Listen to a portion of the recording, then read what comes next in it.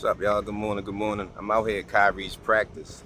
As we were driving up, well, actually before we were driving up, and I asked God to please guide me through this whole process so I can be precise and, concise and clear in my words. Question of the week this week is going to be, how do you hear God's voice, right? Like, does he speak to you audibly? Does he speak to you through circumstance? Does he speak to you through dreams or whatever way you think that you hear God's voice? For me, God speaks to me in circumstance and in dreams. So I'm going to give you 2 dreams and 1 circumstance where God spoke loud and clear to me. And I think that's one thing that that I want you guys to understand, or that I need to understand myself, is that God is going to speak to you in the way that he speaks to you. So it's not going to be the same for everyone else. Like, he's going to speak to you the way that he's going to speak to you, and it's going to be loud and clear so that you know that it's him. Okay, that's what I know for sure. All right, so the first time, now this was back in like 2017, maybe 2016. Before I went to sleep, and this is not the dream, this is before the dream. Before I went to sleep, I asked God to show me if I'm aligned with his will. If I'm aligned with his will and his way, right? So went to sleep that day, and man, I had a dream about the rapture. Now, any Christian knows that the rapture is when the whole church is taken up. If you're a believer, that's when you get taken up, and you get taken up to be with Jesus. Well, what happened with me was, and then there's a whole bunch of stuff that's going to happen afterwards. The tribulation. You don't want to be here for that. So, according to Christian doctrine. So, the dream was this. I really can't remember the actual rapture, but I remember the day after the rapture. I wasn't raptured up. So that was God showing me that I am not aligned with his will, right? So, yeah, man. I don't know if one of the main things that I do remember is that I don't know if Donald Trump was the president. Yes, I said Donald Trump. I don't know if he was the president or he was in power some type of way, but it was a spirit of him. Like, his spirit was all in the land. I know that for sure. His spirit was all in the land. Man, it was so much going on. One part of the dream, it was kind of like a New World Order type of thing. Like, they were like rounding up people. And the one thing that happened to me that is quite vivid is that, for me, is when the last part of the dream before I woke up, it was like foot soldiers, like looking for people, right? And they found me, and I was crying, and I was like, man, like, I fast and I prayed all the time, right? Or something like that. And one of the foot soldiers was a female. She said a lot of people do that. A lot of people did that. And that was like a resounding voice to me, how God speaks to me, that I was not aligned with his will. Because even though I fasted and I prayed and did these other things, I wasn't aligned with his will. Now, he sent me a dream later on. I don't know how long ago. I don't know how long after that dream he sent it to me, but he basically showed me that I was definitely aligned with his will, and I had my wings saved, basically. And that's without the Bible. Like, I don't need the Bible, even though I love the Bible, but this is God speaking to me outside of the Bible, right? So God is going to speak to you whichever way he needs to speak to you to get you to understand who he is, and it's going to be loud and clear. But yeah, man, I wasn't raptured up. And for a Christian, that is one of the worst things that could happen to you. It might be the worst thing. One of the worst things. The worst thing is hell. But yeah. But second, this is a dream about my grandmother. So what happened was, now this is before the dream. We had, the last time I really had a conversation with my grandmother was her birthday party. We had a birthday party for, prior to that, my grandmother had a stroke when she was rehabilitating from it. So we really didn't get to see her like that through her rehabilitation process. So what happened was we were at our house, and I had not seen her in a while. We were all there gathering on her birthday. Hadn't seen her in a while, and my cousin said, "Hey, Grandma don't look right, right? Grandma don't look right." So I went to Grandma and I said, "Grandma, how you feeling?" And her left side was drooping, and I didn't know if it was drooping from the last stroke or she was having a new one. So, or she had another one. So what happened was my cousin actually called the ambulance, right? So when I was talking to my grandmother, I said, "Hey, Grandma, we called the ambulance." And she said, "Who called the ambulance?" And I said, "Well, I called the ambulance," right? That was the last time I had a conversation with my grandmother. They came and took her to the emergency room or whatever, and she passed away a couple days later, right? So at that point in time, I had like, let me say like a 30, maybe 50%. My heart was like, man, I wonder if my grandmother was mad at me when she passed away. I wonder if she was mad at me. All right, fast forward. This is how God works. Even if you have a little inkling of anything, and this is how aware He is of your mind space. So,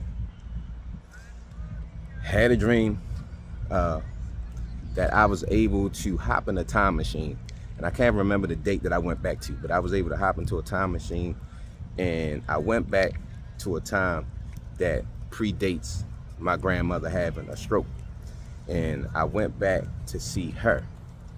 And took the time machine, hopped out the time machine, saw her at a mall.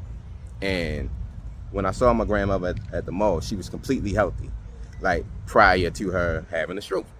And so I said, "Hey, Grandma," and I hugged her. And when I kissed my grandmother on her cheek, my grandmother in real life, when I would kiss her on her cheek, she has like these little peach fuzz she has like peach fuzz on her face. You can't see it, but you can feel it if you kiss her. So in the dream, as I was kissing my grandmother on the cheek, I could feel the peach fuzz, right? And so we were having a nice conversation.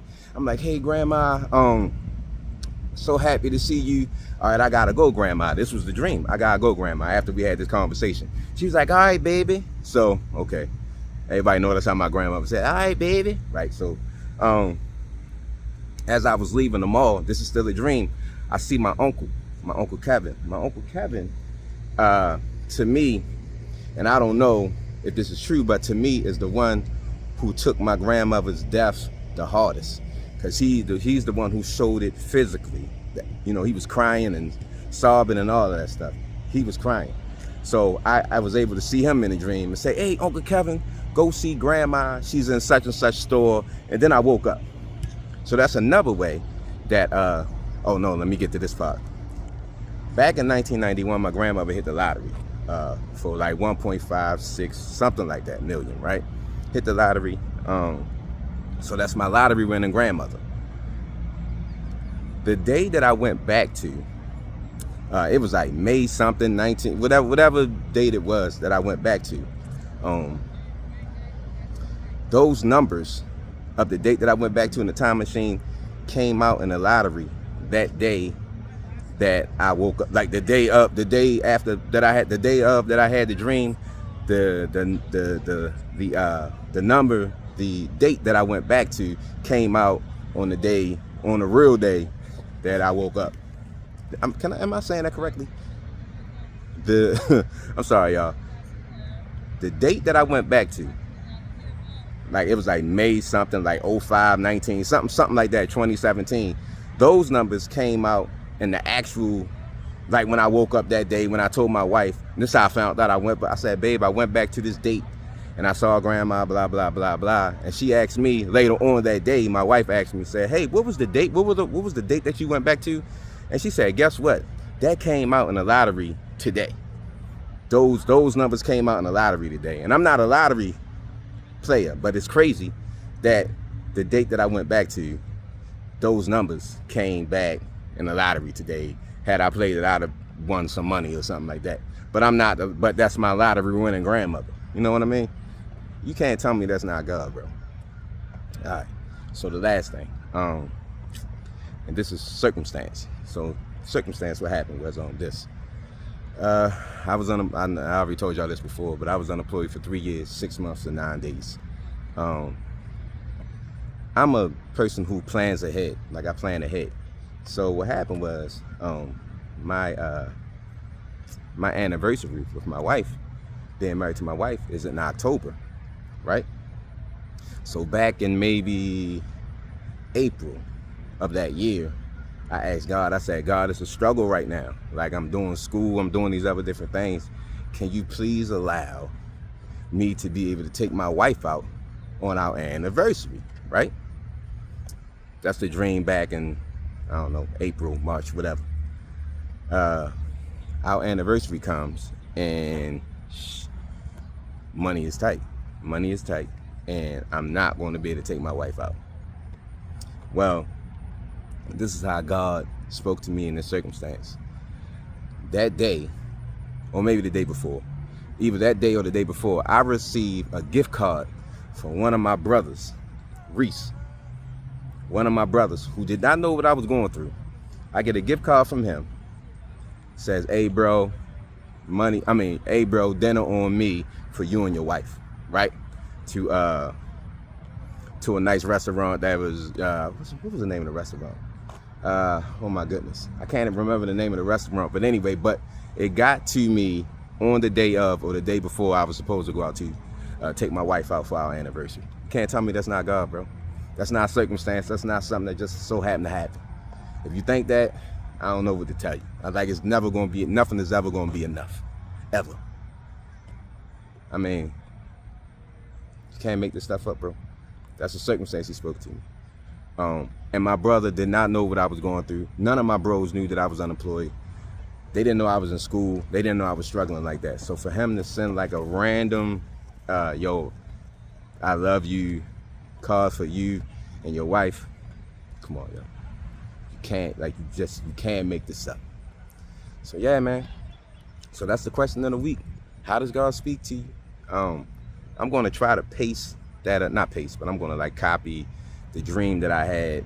It's not going to make a whole lot of sense to you guys, like some of it, but you're actually going to see the date. Like it was, you know, I think in 2016 or 2017, I had that dream. But yeah, man, how does God speak to you? Does he speak to you audibly, like you hear his voice? Does he speak to you in dreams? Does he speak to you in circumstance? How does God speak to you? How do you hear his voice? And I would love for you guys to comment and let me know how God speaks to you, or if he speaks to you at all. You're one of his children, so he has to speak to you. The thing is, do you hear it? Or do you believe that it's him? Or do you just push it off and say, nah, listen, yo, stop with that, nah, stop that. Stop that. I don't know, like, we special. We are special. We are God's children. He wants a relationship with us.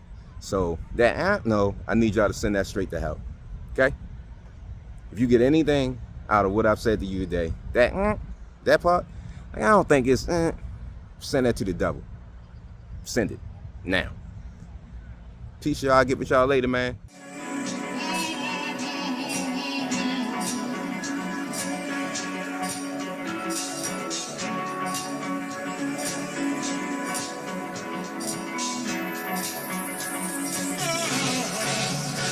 I'm from the era of penny candy and arcade games. When we went outside, that mean we were gone all day. Be back before the street lights come on. Big bro was a player, wore cool water cologne. The other one wore Russell sweatsuits, he used to break.